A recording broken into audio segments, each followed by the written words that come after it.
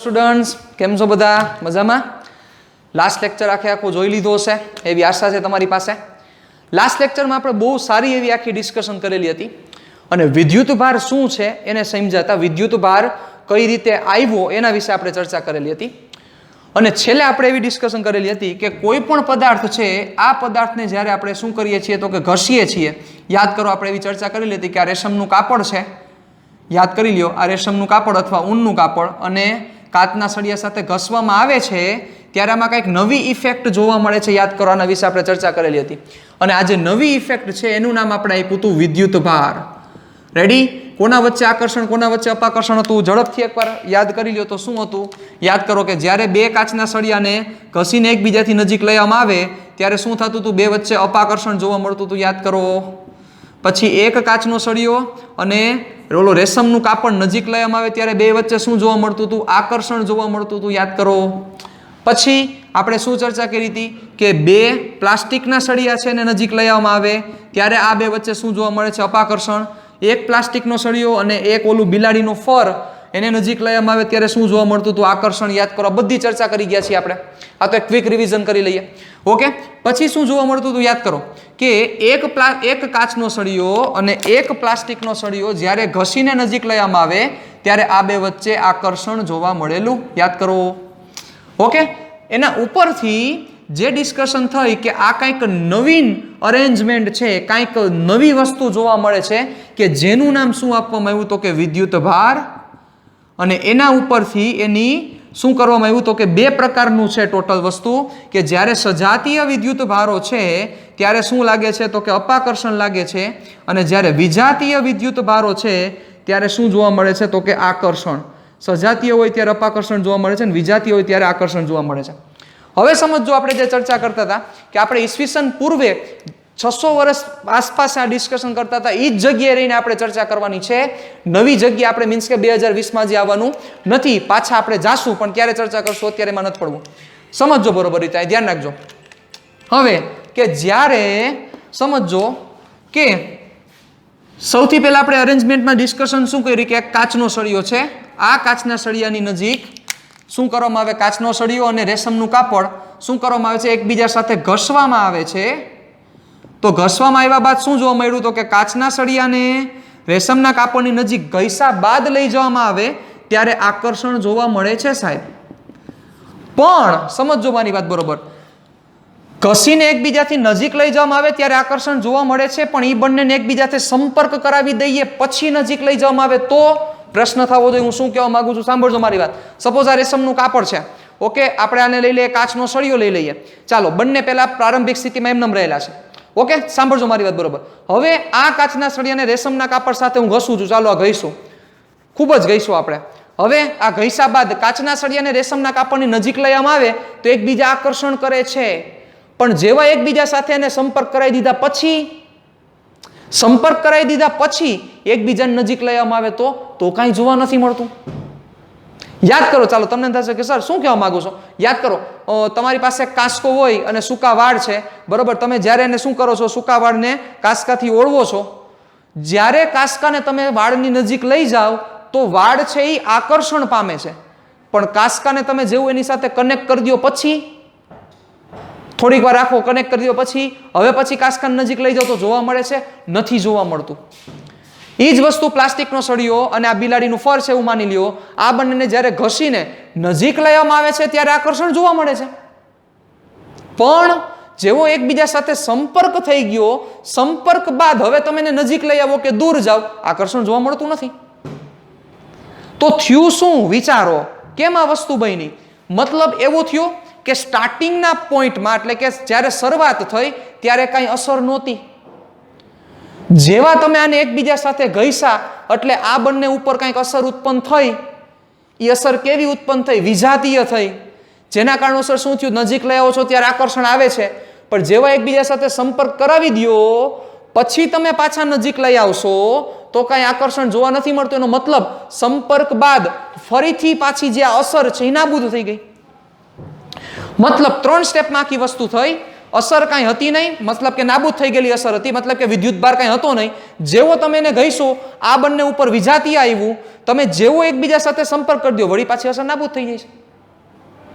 તો આ નાબૂદ કઈ રીતના થાય છે, પ્રશ્ન આપણો એ છે કે આ નાબૂદ કઈ રીતે થતું હશે. તો નાબૂદ એ રીતે જ થતું હોય કે જો ઓબ્વિયસ છે કે જે અસર જે નાબૂદ થાય છે એ અસર નાબૂદ કઈ રીતે થાય, તો કે કોઈ એક વેલ્યુ સપોઝ જે પ્લસ છે એમાં એટલી જ વેલ્યુ હું માઇનસ એડ કરી દઉં તો જ આ બંનેનો સમન્વય થઈને આન્સર શું આવવો જોઈએ, 0 આવવો જોઈએ. કઈ રીતના? સપોઝ કોઈ એક વેલ્યુ છે કે જે વેલ્યુ 5 છે અને એ પ્લસ છે, તો અસર નાબૂદ ક્યારે થાય કે જો આ +5 હું -5 એડ કરી દઉં, મતલબ કે +5 -5 એડ કરું તો શું થાય, તો આન્સર આનો 0 આવે. એનો મીનિંગ કે આ બેઝ ઉપરથી આ લોકોએ શું વિચાર્યું કે જે વિદ્યુત ભારો છે કે જ્યારે તમે એને ઘસો છો, ઘસ્યા બાદ નજીક લઈ આવો છો ત્યારે આકર્ષણ જોવા મળે છે, પણ અડાડી દીધા પછી જોવા નથી મળતા. એનો મતલબ શું થયો, તો કે કોઈ એક વિદ્યુત ભાર જેટલો પ્લસ હશે એટલો જ કોઈ એક વિદ્યુત ભાર સામે માઇનસ થાય, તો જ એ બંનેને તમે સંપર્ક કરાવો તો જ નેટ આન્સર કેટલો થાય, 0 થાય. કે જેની અસર શું થઈ, નાબૂદ થાય. જે આપણે અહીંયા ચર્ચા કરી ગયા કે સ્ટાર્ટિંગમાં 0 છે, એકે પ્રકારની કઈ અસર નથી. જેવું ગઈશું ઘસીને લઈ આવ્યા તો એકાદો કોક ઉપર પ્લસ આવ્યું હશે, કોક ઉપર માઇનસ આવ્યું હશે. નજીક લઈ આવો છો, જેવો નજીક લઈ આવો છો શું થશે, આકર્ષણ થાય છે. અડાડી દો એટલે શું થયું, જેટલો પ્લસ છે એટલો સામે માઇનસ છે, નેટ 0 થઈ ગયો. સાહેબ આ બેઝ ઉપરથી પ્લસ અને માઇનસનો કોન્સેપ્ટ આવ્યો. જે તમે કહો છો ને કે ધન વિદ્યુતભાર ને ઋણ વિદ્યુતભાર, કે જે બેન્જામિન ફ્રેન્કલિન નામના સાયન્ટિસ્ટે પ્લસ અને માઇનસ વિદ્યુતભાર વિશે ચર્ચા કરી. એટલે તમે જે ગોખી નાખ્યું છે બરોબર, બેન્જામિન ફ્રેન્કલિન, એ બેન્જામિન ફ્રેન્કલિન નામના સાયન્ટિસ્ટે 2 પ્રકારના વિદ્યુતભારની ચર્ચા કરી. એમાં એને કીધું એક છે ધન વિદ્યુતભાર, બીજો છે ઋણ વિદ્યુતભાર. આની પાછળનું રીઝન આ હતું કે ઘર્ષણ બાદ જ્યારે બંનેને સંપર્ક કરાવી દેવામાં આવે તો ઇફેક્ટ 0 થઈ જાય છે. તો ઇફેક્ટ 0 ત્યારે જ થતી હોય કે જેટલો પ્લસ હોય એટલો સામે માઇનસ હોય. આના ઉપરથી બેન્જામિન ફ્રેન્કલિને પોઝિટિવ ચાર્જ અને નેગેટિવ ચાર્જની વ્યાખ્યા દીધી અને કીધું કે જે આ 2 પ્રકારના વિદ્યુતભારની ચર્ચા કરો છો એમાં એક છે એ પોઝિટિવ છે અને બીજો એ માઇનસ છે. હવે ક્લિયર? તમે ધન વિદ્યુતભાર ને ઋણ વિદ્યુતભાર બોલો છો. તો આના ઉપરથી વિદ્યુતભારના જે મેઇન 2 પ્રકાર પડ્યા કે જેને આપણે બીજા શબ્દોમાં ધ્રુવત્વ પણ કહેવાય, પોલારિટી ઇંગ્લિશમાં એનો વર્ડ છે. ધ્રુવત્વનો મતલબ શું થાય? ધ્રુવત્વનો મતલબ એ થાય કે એક છે એ પોઝિટિવ ચાર્જ છે, એક છે એ નેગેટિવ ચાર્જ છે, એક ધન છે ને એક ઋણ છે. એ ધ્રુવત્વની આ ચર્ચા છે સાહેબ. હવે તો પાછો પ્રશ્ન થશે કે સર તો હવે આપણે કેના ઉપર પોઝિટિવ ચાર્જ લેશું, કેના ઉપર નેગેટિવ ચાર્જ લેશું? તો એના વિશે હવે ચર્ચા કરીએ, પણ જગ્યા ઘટશે તો આપણે પહેલા બોર્ડ ને ભૂસી નાખીએ, પછી આપણે આગળ વધીએ. ચાલો, તો એના માટે શું ડિસ્કશન થઈ, તો રૈવાજિક રીતે એટલે કે રૂઢિગત રીતે આપણે એમ કહીએ ને કે અમારી રૂઢિ આ રીતની ચાલતી આવેલી છે બરોબર, એમ રૈવાજિક રીતે શું ડિસ્કશન થઈ એની આપણે ચર્ચા કરીએ. ચાલો ધ્યાન રાખજો બરોબર. વિદ્યુત ભાર, આ વિદ્યુત ભારના 2 પ્રકાર કોણે કીધા? બેન્જામિન ફ્રેન્કલિન નામના સાયન્ટિસ્ટે કીધા. અને કયા વિદ્યુતભાર 2 પ્રકાર કીધા? એક વિદ્યુતભાર કીધો ધન વિદ્યુતભાર અને બીજા વિદ્યુતભારનું નામ આપ્યું ઋણ વિદ્યુતભાર. ઓકે, તો હવે પ્રશ્ન એ છે કે કોને આપણે ધન વિદ્યુતભાર કહેશું અને કોને ઋણ વિદ્યુતભાર કહેશું? તો રૈવાજિક રીતે એટલે કે રૂઢિગત રીતે જે કાચનો સળિયો એટલે કે કાચના સળિયા ઉપર જે વિદ્યુત ભાર આવ્યો સાહેબ, કેના સળિયા ઉપર? કાચના સળિયા ઉપર જે વિદ્યુત ભાર આવ્યો એને ધન વિદ્યુત ભાર લેવામાં આવે છે. કાચના સળિયા ઉપર જે વિદ્યુત ભાર છે એને ધન વિદ્યુત ભાર લેવામાં આવે છે. અને જે પ્લાસ્ટિકનો સળિયો છે, યાદ કરો આપણે ચર્ચા કરેલી હતી કે કાચનો સળિયો અને પ્લાસ્ટિકનો સળિયો છે, જ્યારે કાચના સળિયા અને પ્લાસ્ટિકના સળિયાને ઘસ્યા બાદ નજીક લેવામાં આવે ત્યારે આકર્ષણ થતું હતું. તો આકર્ષણ ક્યારે થાય? વિજાતીય વિદ્યુત ભાર હોય તો જ થાય. તો કાચનો સળિયો ધન વિદ્યુત ભારિત છે, પ્લાસ્ટિકના સળિયાને ઋણ વિદ્યુત ભારિત લેવામાં આવે છે. મતલબ ધન વિદ્યુત ભાર કોને લેવામાં આવ્યું? તો કે આપણે અહીંયા લખીએ તો ધન વિદ્યુત ભારમાં સૌથી પહેલો કાચના સળિયા ઉપરનો જે વિદ્યુત ભાર છે, કાચના સળિયા ઉપરનો જે વિદ્યુત ભાર છે એ ધન વિદ્યુત ભાર લેવામાં આવ્યો. અને ઋણ વિદ્યુત ભાર કોને કીધો? તો કે પ્લાસ્ટિકના સળિયા ઉપરનો જે વિદ્યુત ભાર આવ્યો, પ્લાસ્ટિકના સળિયા પરનો જે વિદ્યુત ભાર આવ્યો એ ઋણ વિદ્યુત ભાર લેવામાં આવ્યો. ચાલો પછી હજી ઓબ્ઝર્વેશન આપણે યાદ કરો. કોણ હજી ધન વિદ્યુતભાર આવશે અને કોણ હજી ઋણ વિદ્યુતભાર આવશે યાદ કરો જોઈએ.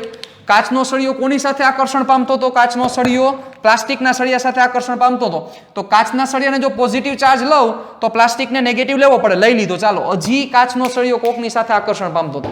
હમણાં ચર્ચા કરી યાર કે કાચના સળિયાને જ્યારે રેશમના કાપડની નજીક લેવામાં આવે ત્યારે શું થતું હતું? જેને બેને રબ કરો, રબ એટલે ઘસો, ઘસીને જ્યારે નજીક લેવામાં આવે ત્યારે કાચના સળિયાને પોઝિટિવ, તો રેશમનું કાપડ કેવું બનતું હતું? નેગેટિવ બનતું હતું. સાહેબ, આકર્ષણ જોવા મળતું હતું. યસ, એનો મતલબ કે કાચનો સળિયો પોઝિટિવ છે તો કાચનો સળિયો રેશમના કાપડને પણ આકર્ષણ આપતો હતો. એનો મતલબ કે રેશમનું કાપડ નેગેટિવ ચાર્જ વાળું હોવું જોઈએ. તો નેગેટિવ ચાર્જ વાળું એટલે અમારે લખવું પડશે કમ્પલસરી રેશમનું કાપડ. એટલે રેશમના કાપડ ઉપર જે વિદ્યુતભાર આવ્યો એને કેવો લેવામાં આવ્યો? નેગેટિવ. યાદ કરો તો પ્લાસ્ટિકનો સળિયો પણ કોકને આકર્ષતો હતો. પ્લાસ્ટિકનો સળિયો બે જણાને આકર્ષતો હતો. પેલો કાચનો સળિયો આવી ગયો, પ્લાસ્ટિકનો સળિયો હજી બીજાને આકર્ષતો હતો. યાદ કરો, આપણે કીધું હતું કે પ્લાસ્ટિકના સળિયાને તમે રબ કરીને, કોની સાથે? રબ, રબ એટલે ઘસો, ઘસવાનો મતલબ થાય. તમે એને બિલાડીનું ફર, આપણે ફર કીધું હતું, ફર એટલે રૂવાટી, એનું ચામડું નજીક લેવામાં આવે તો આ બે વચ્ચે આકર્ષણ જોવા મળતું હતું. તો પ્લાસ્ટિકનો સળિયો નેગેટિવ ચાર્જ વાળો હોય તો કમ્પલસરી ફર છે એ કેવું ચાર્જ વાળું હોય? પોઝિટિવ ચાર્જ વાળું. એટલે કમ્પલસરી અહીંયા મારે જે બીજી વસ્તુ મૂકવી પડશે એ બિલાડીનું ચામડું અથવા બિલાડીનું ફર. તો કોને ધન વિદ્યુતભાર લેવામાં આવ્યા? કાચના સળિયા અને બિલાડીના ફરને ધન વિદ્યુતભાર લેવામાં આવ્યા. પ્લાસ્ટિકના સળિયા અને રેશમના કાપડને શું લેવામાં આવ્યા? ઋણ વિદ્યુતભારિત લેવામાં આવ્યા. તમને એમ થાય કે સર આવું શું કામ? મને કાંઈ પ્રશ્ન નથી, ઊંધું કરી નાખો તો કાંઈ ફિઝિક્સને ફેર નથી પડતો.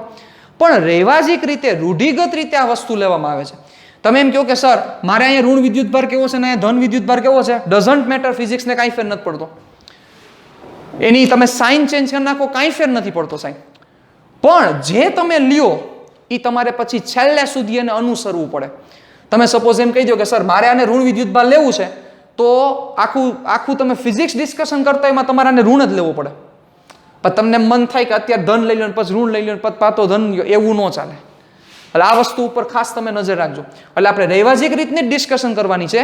તો રૈવાજિક રીતે કાચના સળિયા અને બિલાડીના ફર ઉપર ધન વિદ્યુતભાર લેવામાં આવ્યો, જ્યારે પ્લાસ્ટિકના સળિયા અને રેશમના કાપડ ઉપર કેવો લેવામાં આવ્યો? ઋણ વિદ્યુતભાર લેવામાં આવ્યો. હવે પ્રશ્ન એ થાય કે સર શું કોઈ એક પદાર્થ છે, બરોબર, આ પદાર્થ કોઈ પણ એક પદાર્થ છે, આ પદાર્થને ઘસો એટલે જ વિદ્યુતભાર આવે એની પાસે? શું આ એક પદાર્થ એમનેમ રહેલો છે, આપણે કંઈ ઘસ્યા નથી, એ પદાર્થ એમનેમ રહેલો છે, શું આ પદાર્થ પાસે કોઈ વિદ્યુતભાર નથી? આવો પ્રશ્ન થાય. શું એ પદાર્થ વિદ્યુતભારનો બનેલો નથી? પ્રશ્ન થવો જોઈએ તમને કે આ ઘસી એટલે શું એવું થાય છે તો વિદ્યુતભાર આવી જાય છે? શું એમનેમ આ પદાર્થ પાસે વિદ્યુતભાર નથી? આ પદાર્થ પાસે વિદ્યુતભાર નથી? અથવા આ કોઈ પદાર્થ પાસે શું વિદ્યુતભાર છે જ નહીં? આની પાસે વિદ્યુતભાર નથી, આની પાસે કાંઈ, કોઈની પાસે વિદ્યુતભાર જ નથી? ના, એવું નથી. દરેક પદાર્થ છે એ પદાર્થ વિદ્યુતભાર ધરાવે છે. મારી વાત બરોબર સાંભળજો કે કોઈ પણ પદાર્થ તમે ઉપાડી લો, સપોઝ આ એક કોઈ પદાર્થ છે, આ પદાર્થ વિદ્યુતભાર ધરાવે છે, પણ આ પદાર્થ છે એ વિદ્યુતની દ્રષ્ટિએ તટસ્થ હોય છે. કેવું હોય છે? વિદ્યુતની દ્રષ્ટિએ તટસ્થ. મતલબ કે વિદ્યુતભારની દ્રષ્ટિએ તટસ્થ હોય.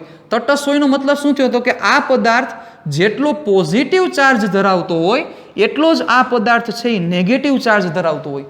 મતલબ કે આ પદાર્થ પાસે જેટલો ધન વિદ્યુતભાર છે એટલો જ આ પદાર્થ પાસે ઋણ વિદ્યુતભાર રહેલો હોય.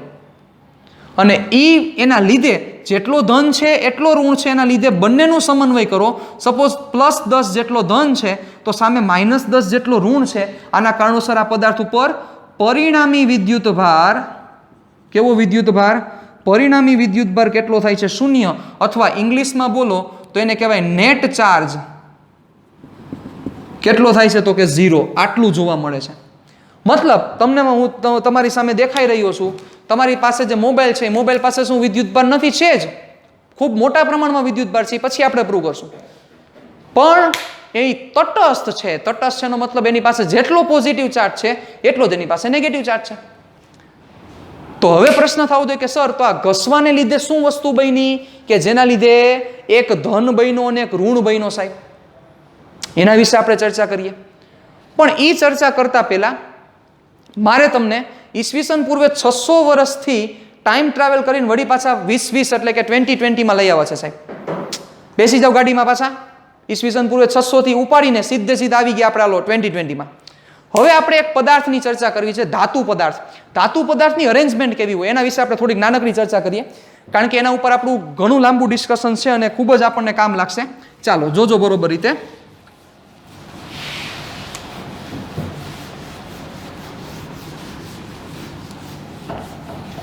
ચાલો, તો ધાતુ પદાર્થ છે એની અરેન્જમેન્ટ આખી કેમ હોય છે એના વિશે નાનકડી એવી એક ચર્ચા કરવી છે સાહેબ. ઓકે, ચાલો, તો ધાતુ પદાર્થ વિશે આપણે નાની ચર્ચા કરીએ. તો ધાતુ પદાર્થની જે અરેન્જમેન્ટ છે, અરેન્જમેન્ટ એટલે ગોઠવણ. તો જનરલી ધાતુ પદાર્થ કેમેસ્ટ્રીમાં તમે ભણેલા હશો, બરોબર, કે બાહ્યતમ કક્ષામાં 1, 2 કે 3 ઇલેક્ટ્રોન રહેલા હોય તો એ જનરલી આપણે એને શું કહીએ છીએ, તો કે ધાતુ કહીએ છીએ. કઈ કક્ષામાં? બાહ્યતમ કક્ષામાં. ઓકે, હવે બાહ્યતમ કક્ષામાં કોઈ ઇલેક્ટ્રોન છે, સમજો મારી વાત બરોબર. ચાલો, આ સપોઝ ન્યુક્લિયસ છે, આ પહેલી કક્ષા, આ બીજી કક્ષા અને સપોઝ આ ત્રીજી કક્ષાની આપણે ચર્ચા કરીએ છીએ, બરોબર. ત્રીજી કક્ષામાં જે રહેલો એક ઇલેક્ટ્રોન છે, સપોઝ આપણે એક ઇલેક્ટ્રોન વાળી ચર્ચા કરીએ કે બાહ્ય કક્ષામાં એક ઇલેક્ટ્રોન રહેલો છે. હવે આ જે ઇલેક્ટ્રોન છે, આ ઇલેક્ટ્રોનનું સમજો, પૂરેપૂરું વ્યવસ્થિત રીતે સમજો તો જમાવટ આવશે. એની જમાવટ જે સમજવા જેવી છે કે આ ઇલેક્ટ્રોનનું ન્યુક્લિયસ સાથેનું જે બંધન છે એ સૌથી ઓછું છે. શું કામ સૌથી ઓછું છે? એનું કારણ એક જ કે ન્યુક્લિયસથી આ ઇલેક્ટ્રોન સૌથી દૂર છે. ન્યુક્લિયસથી નજીકના ઇલેક્ટ્રોન ક્યાં? તો કે આ પહેલી કક્ષાના ઇલેક્ટ્રોન, પછી બીજી કક્ષામાં 8 ઇલેક્ટ્રોન રહેલા હોય, તમને ખબર છે, બધાય નથી દેખાડતો, તમે સમજી જાજો. પણ જે બાહ્યતમ કક્ષામાં જે રહેલો ઇલેક્ટ્રોન છે, આ ઇલેક્ટ્રોનનું ન્યુક્લિયસ સાથેનું બંધન ઓછું છે.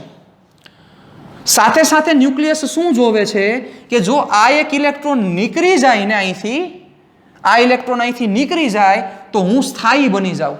જેમ કે હું સપોઝ ચર્ચા કરું કે સોડિયમની ચર્ચા કરી આપણે. સોડિયમ છે 11 નંબરનું તત્વ છે, બરોબર. એની બાહ્યતમ કક્ષામાં ઇલેક્ટ્રોન 2, 8, 1, એટલે બાહ્યતમ કક્ષામાં એક ઇલેક્ટ્રોન રહેલો છે સાહેબ, બરોબર. તો હવે શું થાય? સોડિયમ શું વિચારે કે આ ઇલેક્ટ્રોન જો નીકળી જાય તો આપણે સ્થાયી બની જાય. શું કામ સ્થાયી બની જાય? તો કે મારી પાસે 2 અને 8 આ પણ સંપૂર્ણ ભરેલી કક્ષા, આ પણ સંપૂર્ણ ભરેલી કક્ષા, તો આ એક નીકળી જાય તો આપણો ગાંઠો છટકે.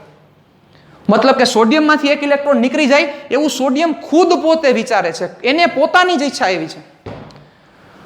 હવે વિચારો આ કોના જેવી વાત છે કે આ ઇલેક્ટ્રોન નીકળી જાય એવું સોડિયમ ખુદ પોતે વિચારે છે. એના કારણોસર શું કરશે? તો કે આ કોના જેવી વાત છે કે તમારે કોઈ એક વસ્તુ છે, એ વસ્તુ તમારે વેચવાની ઈચ્છા છે, તમારે વેચી જ નાખવી છે વસ્તુને, બરોબર.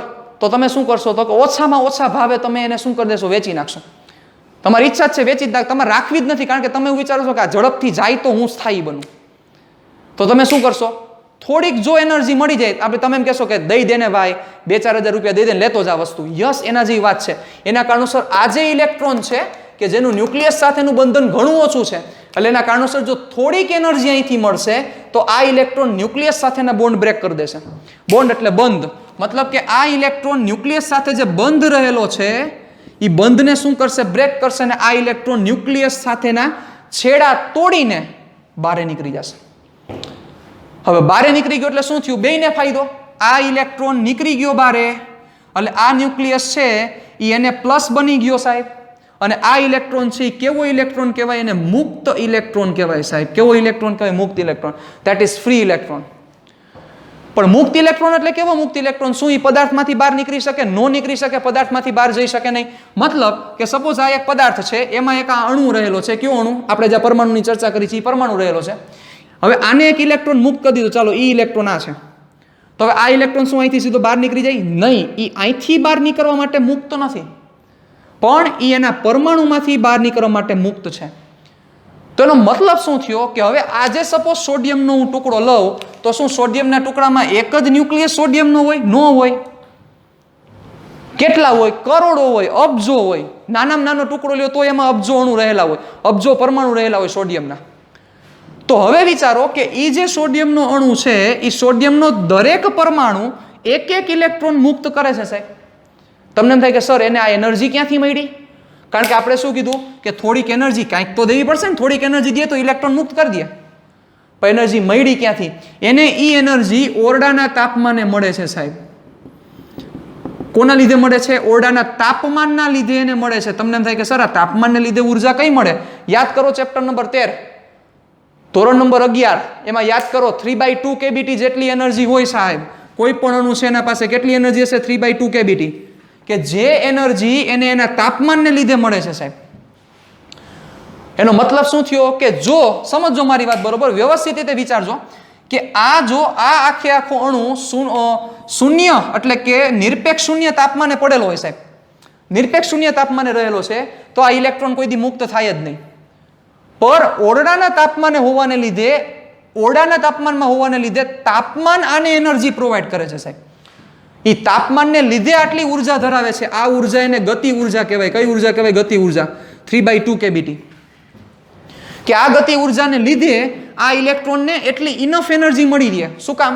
ઇનફ એનર્જી એટલે જેટલી જરૂરિયાત છે એ એનર્જી મળી રહે અને એ ઇલેક્ટ્રોન ન્યુક્લિયસ સાથેનું બંધન બ્રેક કરીને ઇલેક્ટ્રોન બહાર નીકળી જાય. કોના કારણોસર? તાપમાનના કારણોસર. તો ઓરડાના તાપમાને જે ઉર્જા મળે છે, ઓરડાનું તાપમાન છે 298 કેલ્વિન કયો કે 300 કેલ્વિન કયો, અત્યારે તો સાહેબ 45 ડિગ્રી સેલ્સિયસ 42 ડિગ્રી સેલ્સિયસ આસપાસ ચાલે છે, એટલે ઘણી વધારે વેલ્યુ થાય. એ જે તાપમાન છે એ તાપમાનને લીધે જે ઉર્જા મળે છે બેટા, એ ઉર્જા એટલી ઇનફ છે આ ઇલેક્ટ્રોન બ્રેક કરવા માટે, મતલબ કે સોરી ઇલેક્ટ્રોન નહીં, આ બોન્ડ બ્રેક કરવા માટે એટલી ઇનફ એનર્જી છે. તો તમે સમજી ગયા કે ઓરડાના તાપમાને કોઈ સોડિયમનો ટુકડો રાખેલો હોય તો એનો મતલબ એવો થયો કે એમાં જેટલા પણ અણુ હશે, સપોઝ 1 લાખ અણુ, 1 લાખ સોડિયમના અણુ છે, એ દરેક સોડિયમનો અણુ એક ઇલેક્ટ્રોન ઇઝીલી મુક્ત કરી દેશે, કારણ કે તાપમાન લીધે એની પાસે ઉર્જા જેટલી છે કે જેથી શું કરે તો કે ઇલેક્ટ્રોન મુક્ત કરી દે. બાકી બધા એમનેમ રહેશે, એમાં કંઈ ફેરફાર નહીં થાય, પણ એક ઇલેક્ટ્રોન મુક્ત કરે. હવે વિચારો તો શું થયું? એક સોડિયમનો અણુ એક ઇલેક્ટ્રોન મુક્ત કરે એટલે આ શું બનશે તો કે Na+ બનશે. વિચારો, આને એક ઇલેક્ટ્રોન મુક્ત કરી દીધો, બીજાએ મુક્ત કર્યો Na+, ત્રીજાએ મુક્ત કર્યો Na+, ચોથાએ મુક્ત કર્યો Na+. પણ એ બધાય જે ઇલેક્ટ્રોન મુક્ત થયા, ઇલેક્ટ્રોન ગયા ક્યાં ગયા? અંદર જ પડ્યા છે, પદાર્થની અંદર જ છે. પણ પદાર્થની અંદર એ અસ્તવ્યસ્ત રીતે શું કરતા હોય તો કે ભ્રમણ કરતા હોય. શું કરતા હોય? પદાર્થની અંદર અસ્તવ્યસ્ત શું કરે? ભ્રમણ કરે. હવે આ જે સોડિયમ પ્લસ બનેલો છે, આ જે આયન બનેલો છે સાહેબ, આ આયન લેટિસ બિંદુ ઉપર જોવા મળે છે. મતલબ કે સપોઝ સોડિયમનો અણુ હોય તો એ અણુ, એનું જે સ્ટ્રક્ચર છે બરોબર, એનો જે સ્ફટિક છે, સ્ફટિકની જે રચના છે બરોબર, એ સ્ફટિકની રચનામાં શું જોવા મળે છે તો કે સ્ફટિકની રચનામાં લેટિસ બિંદુઓ બરોબર. તમે સમચતુષ્ફલક એવા શબ્દ સાંભળેલો છે, ટેટ્રાહેડ્રલ બરોબર, એનું ઇંગ્લિશ થાય તમે સાંભળેલું હશે. પછી સમતલ્ય દ્વિપિરામિડ એવું તમે કેમેસ્ટ્રીમાં ભણશો, ઘન અવસ્થા નામના ચેપ્ટરમાં તમે એના વિશે આખી ચર્ચા કરવાના છો બરોબર. એ બધી ડિસ્કશન એમાં કરશો તમે. તો એ બધી વસ્તુ શું સૂચવે છે? પછી અષ્ટફલકીય રચના, આ બધી વસ્તુ તમે સાંભળેલી હશે. આ બધી ડિસ્કશન તમે આમાં આખી કરવાના છો બરોબર. તો એ શું છે તો કે એ ક્રિસ્ટલની આખી ડિસ્કશન છે. ક્રિસ્ટલ એટલે કે એને કહેવાય સ્ફટિક. મતલબ કે કોઈ પણ સ્ફટિક છે એ સ્ફટિકનું બંધારણ નક્કી થતું હોય કે આ સ્ફટિકમાં એક જણો અહીંયા રહેશે, બીજો જણો અહીંયા રહેશે, ત્રીજો જણો અહીંયા રહેશે. એ જે જગ્યા છે એને કહેવાય લેટિસ બિંદુ. શું કહેવાય? લેટિસ બિંદુ બરોબર. એટલે કે આ જે બિંદુ છે, મતલબ કે સપોઝ આ પ્રકારનો સ્ફટિક બને છે તો એમાં જે ધન આયન છે એ બધા આ બિંદુએ પડે, બધા ધન આયન આ બિંદુએ પડે. આ એક એક્ઝામ્પલ મેં લીધેલું છે ખાલી. હવે વિચારજો શું થાય તો કે ધન આયન સીધે સીધા અહીંયા બિંદુએ પડશે. હાલો આ પોઝિટિવ ચાર્જ આવી ગયા બરોબર, અહીંયા પડ્યા તો બધા પોઝિટિવ આ જગ્યાએ જ પડ્યા રહેશે. સાંભળજો બરોબર. એટલે બધા ધન આયન, ક્યાં બધા ધન આયન? Na+, એ બધા અહીંયા પડ્યા રહે સાહેબ, બધા પોઝિટિવ આયન અહીંયા. પણ જે નેગેટિવ ચાર્જ છે એ નેગેટિવ ચાર્જ કયો થયો? કયો નેગેટિવ? આ બધા ઇલેક્ટ્રોન મુક્ત કર્યો, એ ઇલેક્ટ્રોન શું કરતા હોય તો કે નવરી ભામની જેમ રખડતા હોય. કેવી ભામ? નવરી ભામ. ક્યાં રખડતા હોય તો કે આખા પરમાણુમાં મન થાય રીતે રખડતા હોય સાહેબ. કઈ રીતે રખડતા હોય તો કે કોક એક આમ જાય તો કોક એક આમ જાય, કોક એક આ દિશામાં જશે, કોક આ દિશામાં જાય, કોક આ દિશામાં જાય, કોક આ દિશામાં જાય, કોક આ દિશામાં જાય, કોક આ દિશામાં જાય, કોક આ દિશામાં જાય. મન થાય દિશામાં બધા રખડતા હોય. હવે આના કારણોસર શું બને? સમજો મારી વાત કે આ ઇલેક્ટ્રોન છે અને આ જે પ્લસ ચાર્જ રહેલો છે, શું પ્લસ ચાર્જ પોતાની જગ્યા બદલાવી શકે? સમજો મારી વાત બરોબર. પ્લસ ચાર્જ જગ્યા બદલાવે? આવો મારો પ્રશ્ન છે. શું પોઝિટિવ ચાર્જ છે પોતાની પ્લેસ ચેન્જ કરે? કોઈ દી પોઝિટિવ ચાર્જ પોતાની પ્લેસ ચેન્જ? મતલબ કે હું એમ કહું છું, શું આ પોઝિટિવ ચાર્જ છે એમ બહાર નીકળી જાય એવું થાય? મતલબ પોઝિટિવ ચાર્જ ગતિ કરીને અહીંયા વહી જાય એવું બને? ન બને. શું કામ? જો પોઝિટિવ ચાર્જ ગતિ કરીને આ બાજુ જવા માંડે તો બચ્ચાવા જે લેટિસની અરેન્જમેન્ટ છે એ લેટિસની અરેન્જમેન્ટ જ બ્રેક થઈ જાય. જો પોઝિટિવ ચાર્જ શું કરે? જો પોઝિટિવ ચાર્જ ગતિ કરીને આ બાજુ જવા માંડે તો શું થાય? લેટિસની અરેન્જમેન્ટ જ આખી ચેન્જ થઈ જાય, કે જે વસ્તુ જોવા મળતી નથી. મતલબ પોઝિટિવ ચાર્જ કોઈ દી ગતિ કરશે નહીં. કેવી ગતિ? તમે કેમ કહો આ એક ઇલેક્ટ્રોન અહીંયા આવી ગયો, ચાલો સપોઝ આમ કહો કે આ ઇલેક્ટ્રોનની ચર્ચા કરો તો આ ઇલેક્ટ્રોન એક અહીંથી સપોઝ અહીંયા પહોંચી ગયો, બરોબર? તો શક્ય છે. શું કામ? તો કે ઇલેક્ટ્રોન ગતિ કરવા માટે મુક્ત છે. ઇલેક્ટ્રોન કેવો છે? ગતિ કરવા માટે મુક્ત છે. પણ જે પોઝિટિવ છે એ પોઝિટિવ ગતિ કરવા માટે મુક્ત નથી. શું કામ? એ તો બંધનમાં રહેલો છે સાહેબ, એનું આખું બોન્ડિંગ રહેલું છે, એના કારણોસર એ ગતિ કરવા માટે મુક્ત છે નહીં. આ ધ્યાન રાખજો, બરોબર?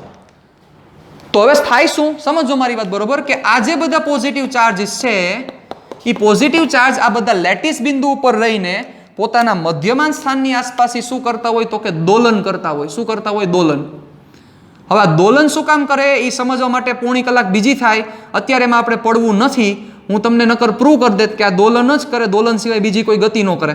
પણ અત્યારે આપણી પ્રૂફમાં પડવાની કઈ રિક્વાયરમેન્ટ નથી, એટલે એમાં હું જાતો નથી, બરોબર? આ પોતે શું કરે? પોતાના મધ્યમાન સ્થાનની આસપાસ બધા શું કરશે? તો કે દોલન કરે. એટલે આ અહીંથી બહાર ન નીકળી શકે, પણ આ રીતના બે દોલન કરી શકે. કઈ રીતના? જોજો આ રીતે. આ એક પોઝિટિવ ચાર્જ છે, આ બીજો પોઝિટિવ ચાર્જ છે. આમ મોશન થઈ શકે, આમ મોશન થતી હોય, પણ અહીંથી આ પોઝિટિવ ચાર્જ આમ ભાગી ન દે, કે અહીંથી આ નો ભાગી જાય. એને પોતાની જગ્યા પકડીને રાખવી પડે સાહેબ. જો એ અહીંથી ભાગી જાય તો લેટિસની પથારી ફરી જાય આખી, કે જે કોઈ દી શક્યતા નથી બને. પણ ઇલેક્ટ્રોન મૂવમેન્ટ કરી શકે. શું કામ? ઇલેક્ટ્રોન નવરા છે, ઇલેક્ટ્રોનને કોઈ યાર બંધન નથી. એટલે આ ઇલેક્ટ્રોન, તમે એવું વિચારી શકો કે જે આ ઇલેક્ટ્રોન રહેલો છે, આ ઇલેક્ટ્રોન ગતિ કરીને અહીંયા પહોંચી જાય. પહોંચી શકે સાહેબ, સાચા છો તમે. પણ પોઝિટિવ ચાર્જ કોઈ દી ગતિ કરીને પહોંચી શકે નહીં, જેનું ખાસ તમારે ધ્યાન રાખવાનું છે. મતલબ પોઝિટિવ ચાર્જ કોઈ દી ગતિ કરતો જ નથી, હું તમને એમ કહેવા માંગુ છું. તો તમને એમ થાય કે સર આપણે તો એવું ઘણી વાર સાંભળ્યું છે કે નેગેટિવ ચાર્જ આમ આવ્યો ને પોઝિટિવ ચાર્જ આમ આવ્યો. એ ખોટી વાત છે, એવું કોઈ દી નથી થતું.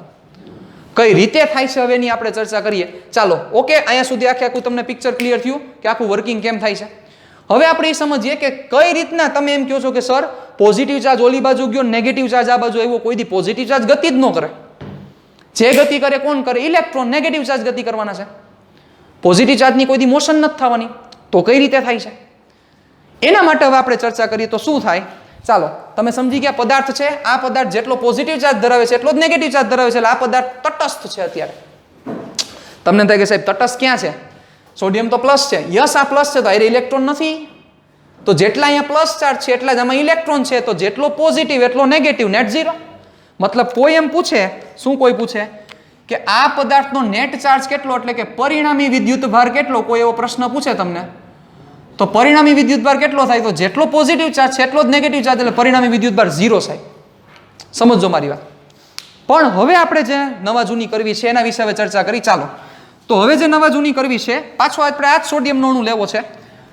અણુ એટલે કે આપણે આ જ પદાર્થ, આ જ ટુકડો, કઈ નવા ટુકડાની ચર્ચા જ નથી કરવી, બરોબર? એની આપણે ડિસ્કશન કરીએ. ચાલો, આ રહ્યો સોડિયમ. ઓકે, જે તમે લીધો છે એ જ આપણે ચર્ચા કરીએ. ચાલો, આ બધા લેટિસ બિંદુ. લેટિસ બિંદુ શું છે? તો કે લેટિસની રચના કરે છે. અને લેટિસ બિંદુ પર કોને રાખવાના હોય? તો કે ધન વિદ્યુતભાર બધા લેટિસ બિંદુ ઉપર હોય. હાલો, પોઝિટિવ ચાર્જ બધા. આ બધી જે અરેન્જમેન્ટની હું ચર્ચા કરું છું બેટા, એ બધી ધાતુ માટે ચર્ચા કરું છું. ધાતુ પદાર્થો માટે આ વસ્તુ જોવા મળે છે. ઓકે, ચાલો, શું કરતા હશે એ બધા? પોતાના મધ્યમાન સ્થાનની આસપાસ દોલન.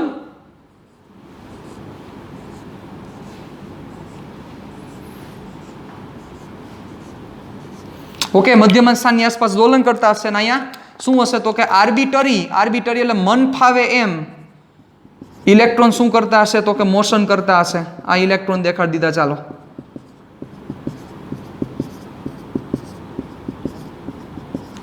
કે જેમાં કોઈ ઇલેક્ટ્રોન સપોઝ એક આ દિશામાં જાય છે, એક આ દિશામાં જાય છે, એક આ દિશામાં જાય છે, કોઈક આ દિશામાં.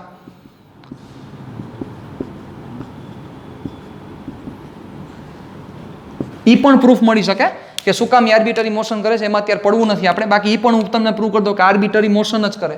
આર્બિટરી મન ફાવે એમ જ ગતિ કરે આ ઇલેક્ટ્રોન, બરોબર? પણ એમાં આપણે અત્યારે પડવું નથી, એનું કંઈ કામ નથી અત્યારે. ચાલો, હવે સાંભળો. તો આમાંથી તમારે શું કરવાનું છે? કોઈ પણ બે પોર્શન લેવાના છે. પોર્શન એટલે ભાગ, બે ભાગ. જેમ કે સપોઝ હું એક આ ભાગ ઉપાડી લઉં. ચાલો જોજો. ઓકે, આ ભાગમાં આપણે ભાગનું નામ ભાગ એ આપી દઈએ. તો આ ભાગમાં તમે વિચારો, કોઈ એમ કે આ ભાગમાં પરિણામી વિદ્યુતભાર કેટલો? કોઈ એમ કે પરિણામી વિદ્યુતભાર કેટલો, તમે શું કરશો? સિમ્પલ, તમારે કાંઈ નથી કરવાનું, જેટલા પ્લસ છે પ્લસ ગણી લ્યો અને જેટલા માઇનસ છે માઇનસ ગણી લ્યો. તો બે ભેગા મળીને તમે ગણો એટલે એનો નેટ આન્સર હંમેશા 0 જ આવે. મતલબ કે સરેરાશ રીતે કોઈ પણ ભાગ તમે ઉપાડી લ્યો તો એ ભાગમાં જેટલા પોઝિટિવ ચાર્જ હોય એટલા જ નેગેટિવ ચાર્જ પ્રેઝન્ટ હોય, જેના કારણોસર એનો નેટ આન્સર 0 થાય. એવી જ રીતે વિચારો, આ ભાગ નંબર 2 લઈ લ્યો, આ જે ભાગ છે ભાગ બી, આ ભાગ બી માં તમે પરિણામી વિદ્યુતભાર વિચારો તો શું થાય? જેટલા પોઝિટિવ છે એટલા નેગેટિવ રહેલા જ હોય, આના કારણોસર આનો નેટ આન્સર કેટલો થાય? 0. મતલબ કે પરિણામી વિદ્યુતભાર 0 થાય. આના કારણોસર કોઈ પણ ભાગ, હું એમ નથી કહેતો અડધો લ્યો, તમે આનો 25% ભાગ લ્યો, 20% લ્યો, 10% લ્યો, આ બાજુનો 10% લ્યો, ગમે તે જગ્યાએ ગમે તે માપનો ભાગ લઈ લ્યો, એમાં પોઝિટિવ ગણો ને એટલા નેગેટિવ ગણો, બે સેમ જ મળે, ઓપોઝિટ જ મળે, નેટ આન્સર 0 થાય. કમ્પલસરી થાય જ. પણ હવે જે આપણે હરી કરવી છે કે જેના વિશે આપણે હરી માટે શું કહેતા હતા કે સર ઇલેક્ટ્રોન એક બાજુ ગતિ કરે, આપણે એમ કહીએ કે ઋણ વિદ્યુતભાર આ બાજુ આવ્યો ને ધન વિદ્યુતભાર આમ ગયો. એકચ્યુઅલમાં એવું નથી. એ વસ્તુ હવે આપણે પ્રૂવ કરી. ચાલો, તો સપોઝ શું થયું કે કોઈ એક બળ લાગ્યું, ક્યુ બળ લાગ્યું, એના વિશે પણ આપણે ચર્ચા કરીશું, એમાં અત્યારે નથી પડવું. પણ કોઈ બળ લાગવાને લીધે સપોઝ આ બધા જે ઇલેક્ટ્રોન છે એ આ બાજુ ટ્રાન્સફર થયા. રેડી? એટલે કે રાઈટ સાઈડમાં ટ્રાન્સફર થયા. ચાલો, તો રાઈટ સાઈડમાં ટ્રાન્સફર થવાને લીધે આપણે શું કરતા જાય? અહીંથી એક ઇલેક્ટ્રોન ઉડાડતા જાય અને આ બાજુ એક ઇલેક્ટ્રોન શું કરતા જાય? એડ કરતા જાય. બે ઉડાડ્યા, બે એડ કરી દીધા. ચાલો, બીજા બે એડ કર્યા. ઓકે, ચાલો અહીંથી હજી એક ઉડાડ નાખીએ. હાલો, હજી એક એડ કરી દીધો. રેડી? ચાલો, કોઈ એક બળ લાગવાને લીધે આ વસ્તુ બની. હવે મને કયો જોઈ શું થયું? હવે તમે આ ભાગ એ ઉપાડો. ચાલો, હવે આ ભાગ એ ઉપાડો, ભાગ એનો મને આન્સર આપો તો તમે શું કહેશો? પેલા એવું હતું, ચાલો આપણે એ પણ લઈ લે કે પેલા એવું હતું, તમે જોયું પ્રમાણે +10 અને -10 એટલે 0 થતા હતા. હવેના કેસમાં શું જોવા મળે છે? શું અહીંયા પ્લસ હતા બધા વહી ગયા? ના, એ તો એમનામ જ પડ્યા છે. મતલબ +10 ના +10 છે જ, પણ જે ઓલા માઇનસ હતા એટલે કે ઋણ વિદ્યુતભાર હતા જે અહીંયા હતા એ વહી ગયા, અહીંયા ગયા. મતલબ કે અહીંયા ઋણ વિદ્યુતભાર નથી એટલે અહીંયા જે માઇનસ કરવા વાળું હતું એ કેન્સલ થયું. એટલે હવે ભાગ એ પાસે કેવો ચાર્જ છે? તો કે +10 ચાર્જ છે ભાગ એ પાસે. સેમ ભાગ બી ની ચર્ચા કરો. ભાગ બી માં શું થયું વિચારો. ચાલો, ભાગ બી માં શું વસ્તુ થઈ? ભાગ બી, તો ભાગ બી માં પોઝિટિવ ચાર્જ કેટલા છે? તો એમાં તો જેટલા હતા એટલા જ છે, +10. યસ, આપણે કારણ કે સેમ ટુકડા લીધા હતા એટલે આ +10 અને આ -10 થઈને નેટ આન્સર 0 થતો હતો. તો ભાગ બી માં છે તો +10 જ છે. પણ હવે વિચારો, ભાગ બી માં માઇનસ કેટલા હતા? માઇનસ પેલા -10 હતા, અમુકના ઓલી બાજુના હતા એ પણ માઇનસ આમાં આવી ગયા. મતલબ કે ઓલી બાજુ 10 માઇનસ હતા, આની પાસે 10 માઇનસ હતા. તો સ્ટાર્ટિંગમાં બંને બાજુ 10 માઇનસ હતા. એ એક ઓલા 10 પ્લસ ને નલિફાય કરતા હતા. નલિફાય એટલે કે એની અસર 0 કરતા હતા. પણ હવે અહીંયા જે 10 ઇલેક્ટ્રોન રહેલા છે અહીંયા ટ્રાન્સફર થઈ ગયા. તો ઓલરેડી આની પાસે 10 હતા, એમાં 10 એડ થયા, મતલબ કે -20 થયા. તો હવે આ પરિણામી કેટલો થયો? તો કે +10 ને -20 એટલે નેટ આન્સર આવ્યો -10. વિચારો સાહેબ, શું પોઝિટિવ આમ બાજુ ગયા છે? પોઝિટિવ ગતિ કરી છે? નહીં. આની પાસે ભાગ એ પાસે અહીંયા +10 હતા, અહીંયા +10 જ છે. મતલબ પોઝિટિવે જગ્યા ચેન્જ નથી કરી. સેમ ભાગ બી પાસે આ પેલા કેસમાં 10 હતા અને પછી એ 10 જ છે, જગ્યા ચેન્જ નથી કરી. પણ જગ્યા ચેન્જ થઈ ઇલેક્ટ્રોનની. ઇલેક્ટ્રોનને મોશન કરીને ઓલી બાજુ ટ્રાન્સફર થયો. આના લીધે શું થયું કે ઇલેક્ટ્રોન અહીંયા જે હતો એ ઇલેક્ટ્રોન અહીંયા ટ્રાન્સફર થઈ ગયો. એના કારણોસર આ જગ્યાએ ઇલેક્ટ્રોનનું પ્રમાણ વધ્યું. ઇલેક્ટ્રોનનું પ્રમાણ વધ્યું એના કારણોસર જે આ પોર્શન છે, આ પોર્શન ઇલેક્ટ્રોનનું પ્રમાણ વધવાને લીધે ઋણ વિદ્યુત ભારિત બન્યો. અને આ જગ્યાએ ઇલેક્ટ્રોન વહી જવાને લીધે અહીંથી ઇલેક્ટ્રોન ભાગી ગયા. ઇલેક્ટ્રોન ભાગી ગયાના કારણોસર એમ કહેવાય આ જે પોર્શન છે એ ધન વિદ્યુત ભારિત બન્યો. મતલબ આ પોર્શન ધન વિદ્યુત ભારિત થવાનું કારણ કોણ છે? શું ધન વિદ્યુત ભાર આવ્યા એટલે આ ધન વિદ્યુત ભારિત થયો? નહીં, ધન વિદ્યુત ભાર તો ન્યા જ હતા. પણ આ ધન વિદ્યુત ભારિત શું કામ થયો? તો કે આ જગ્યાએ જે ઇલેક્ટ્રોન હતા ઇલેક્ટ્રોન નીકળી ગયા. મતલબ કે ઇલેક્ટ્રોનની ઉણપ, ઇલેક્ટ્રોન નથી. એ ઇલેક્ટ્રોન અહીંથી નીકળી જવાને લીધે આ પોતે ધન વિદ્યુત ભારિત બન્યો. ઓબ્વિયસ છે ને કે કોઈ પણ પદાર્થ હોય એમાંથી ઇલેક્ટ્રોન નીકળી જાય શું થાય? ધન વિદ્યુત ભારિત બને. ક્યાં ગયો સોડિયમ? આ રહ્યો સોડિયમ. એમાંથી એક ઇલેક્ટ્રોન નીકળી જાય શું થાય? ધન વિદ્યુત ભારિત થાય. યસ, તો આ વસ્તુ છે સાહેબ. ધન વિદ્યુત ભાર ગતિ કરીને અહીં નથી ગયા. ધન વિદ્યુત ભાર અહીંયા એવું કહેવાય કે આ જે ધન વિદ્યુત ભાર છે, આ ધન વિદ્યુત ભાર એ ખુલ્લો પડ્યો કહેવાય. શું કહેવાય? આને એવું બોલાય, ધન વિદ્યુત ભાર ખુલ્લો પડ્યો, અથવા ઇંગ્લિશમાં એમ કહેવાય ચાર્જ છે, પોઝિટિવ ચાર્જ ઓપન થયો. ઓપન કઈ રીતે ઓપન? તો કે પેલા આ જે પોઝિટિવ ચાર્જ છે ઇલેક્ટ્રોનથી સરાઉન્ડેડ હતો. સરાઉન્ડેડ એટલે અહીં ઇલેક્ટ્રોન ઘણા બધા પડ્યા હતા, બધા ઇલેક્ટ્રોન અહીંયા હતા. પણ હવે ઓપન થઈ ગયો. કઈ રીતે ઓપન થઈ ગયો? તો કે અહીંયા જેટલા ઇલેક્ટ્રોન હતા એ બધા અહીંયા ટ્રાન્સફર થઈ ગયા. મતલબ કે અહીંયા ઇલેક્ટ્રોન નથી, એનો મતલબ ઇલેક્ટ્રોન ઓલી બાજુ વયા ગયા. એટલે આ ભાગ કેવો થઈ ગયો? તો કે ધન વિદ્યુત ભારિત બન્યો. ડન. ગતિ કોણે કરી? એક જ ગતિ થઈ, ઇલેક્ટ્રોનની ગતિ.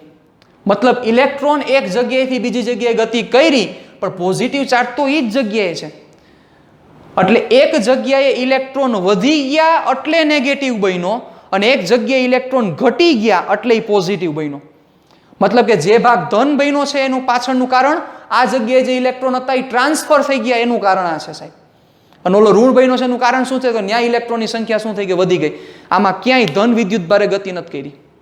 એટલે સપોઝ તમે આ રીતના અરેન્જમેન્ટની વિચાર કરતા હોય, સપોઝ અહીંયા કોઈ એક પદાર્થ છે, આ પદાર્થમાં તમે એમ કરતા હોય કે ઇલેક્ટ્રોન અહીંયા આવી ગયા અને પોઝિટિવ અહીંયા પોઝિટિવ ગતિ કરીને ડાબી બાજુ ગયા અને ઇલેક્ટ્રોન ગતિ કરીને આ બાજુ આવ્યા, તો તમે ગાંડા છો, નો થાય આવું કોઈ દી. પોઝિટિવ કોઈ દી ગતિ ન કરે. પણ તમારે શું કહેવાય? તમારે એવું કહેવાય કે ઇલેક્ટ્રોન ગતિ કરીને આ બાજુ આવ્યા. યસ, કારણ કે ઇલેક્ટ્રોન ફ્રી છે ગતિ કરવા માટે. પણ અહીંયા તમારે શું કહેવું પડે? તમારે એવું કહેવું પડે કે પોઝિટિવ ચાર્જ છે ઈ પોર્શનમાં ઇલેક્ટ્રોનની ઉણપ છે, એટલે પોઝિટિવ ચાર્જ શું થયો? ઓપન થયો. પોઝિટિવ ચાર્જ ખુલ્લો પડ્યો. રેડી? આ વસ્તુને મગજમાં ક્લિયર કરીને રાખવી પડશે તમારે. એટલે હું જ્યારે એમ કહું કે પોઝિટિવ ચાર્જ આ બાજુ આવ્યા, નેગેટિવ ચાર્જ આ બાજુ, એટલે તમને લાઈટ થવી જોઈએ. નહીં સર, એવું ન હોય. પણ આપણે બોલશું એ રીતે જ કે પોઝિટિવ ચાર્જ આ બાજુ ગયા, નેગેટિવ ચાર્જ આ બાજુ. પણ તમારે સમજી જવાનું કે પોઝિટિવ ચાર્જ આ બાજુ નથી ગયા, પણ પોઝિટિવ ચાર્જ ત્યાં શું થયા છે? ઓપન થયા છે. ઓપન થયા છે એટલે ખુલ્લો પડ્યો છે. પણ એવું બોલી શકાય કે ઇલેક્ટ્રોન ગતિ કરીને આ બાજુ, કારણ કે ઇલેક્ટ્રોન ફ્રી છે ગતિ કરવા માટે.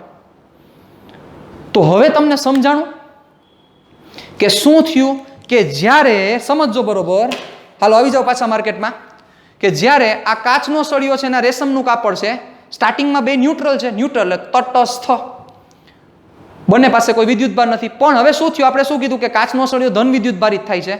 ધન વિદ્યુત ભારિત ક્યારે થાય? જ્યારે ઇલેક્ટ્રોન ગુમાવે. વિચારો, ઇલેક્ટ્રોન ગુમાવે.